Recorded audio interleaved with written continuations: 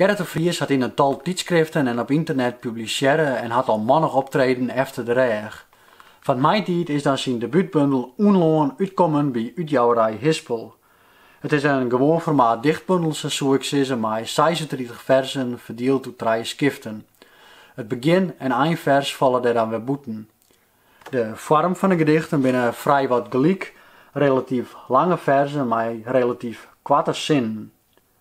Het beginvers, om daar maar mee uiteen te zetten, liet voortendadelijk al die typerende toon en wordkar van de dichter zien. Hij maakt rauwe woorden net en maakt het woord net mooier zoals hij is.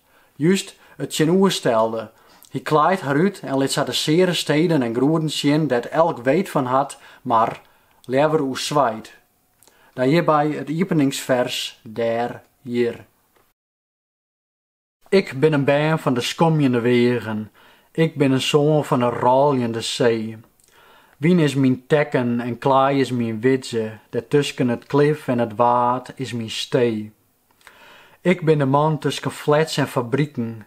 Ik ben de zwalker op het zinkende vlot, een vodde van stjonkreek leidt door mijn betonbrits. Hier bij de stikkende stad stiet mijn krot.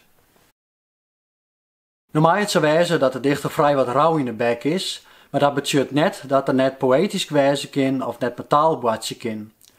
Dat laatste dochter verneemster bij de Noosdel, zodat het in eerste net eens opvalt. Neem nou het letterlijke de jong valt, om hem daarna weer oranje helpen te matten.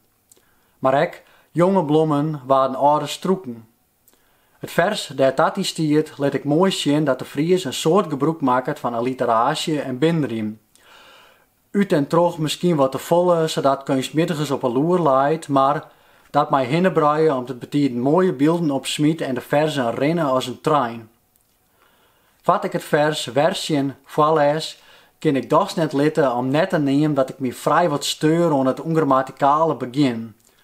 Dan gaat het taalbladje te vier en wordt het bar gebieden. Maar hier komt het vers dat oordeel je zelfs. Do bist jong, west. Do bist mooi, west. Hast volle borsten, hoorn. Lang glonzend hier. Tocht een jonkje on die, schreef reële briefjes, verzen. Een oud man sjocht, het bjemme eiloon om de pleetsen, dat het jonkje omdwarme, donker worden grien, tjut aan dat de simmer op zijn ei rent.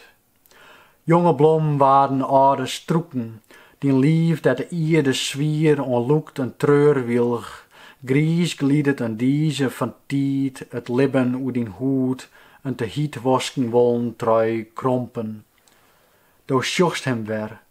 Het jonkje gniest naar de oude man in de spiegel.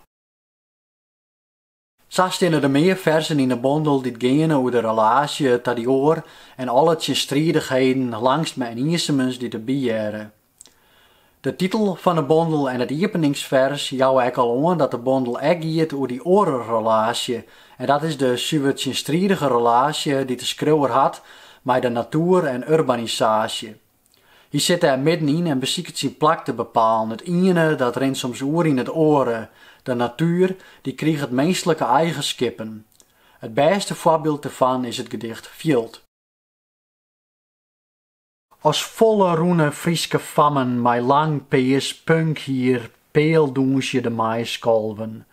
Op zijn grauwe trekker flanjeret een boer de tippelsane bidel, dat de laatste liepen boskje.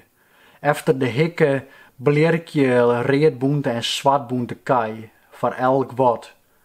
Zwarte condooms, mij almeend gasgrien skam hier lisse voetsmieten op het aanwerkplak. Riep stiet het nood, het jirpela vinkt, kom maar en skoor a penetjerje injectjerje. Ree voor elk misbruik leidt het geile veld er weer worrig bij. De sled. Ja, let is mij met net jaren dat ik zulke versen loed op voorlees. Los daarvan staan er gonsversen in die men voortendadelijk zo'n oor lezen laten wil. Ja, zelfs on us men. Het binnen te volle om op te nemen dat daarom had je zelf zien om de bondel in hand te krijgen. Ik ga één vers uitkiezen om dit videobesprek mij te besluiten. Het jet om meesken en bargen en let een kant van de Fries zien die er ek had, namelijk de meer engageerde kant. Het vers dat rekken me en dat is vanzelfs wat goede poëzie docht. Dat daarom als afsluiter hier over mensen en bargen. Geen volle boot, maar bijen die bootje met een klompskip, naar zwemles gingen zonder zwemvest, zonder angst meer voor de diepte van de zee. Mensen spreken vreemde talen, fraalje en maalje net langer hoedsem, nodje harn pjutten binnen Grutsk en Libië. Geen boom die springt, maar bijen die touwtjes springen. Net zwalkje terug woestien, maar zitten in een zonnebank net tussen de ruïne, maar de zonnenkastelen die ze bouwen. Ze boatje versiede plak, maar hoegen han het langer te verskoelien. Dat zocht de bargenkop, die het hinget. On het stek van het AZC, welkom, zei de kop, en let jou eer net hing je, naar die bargenkoppen hing je.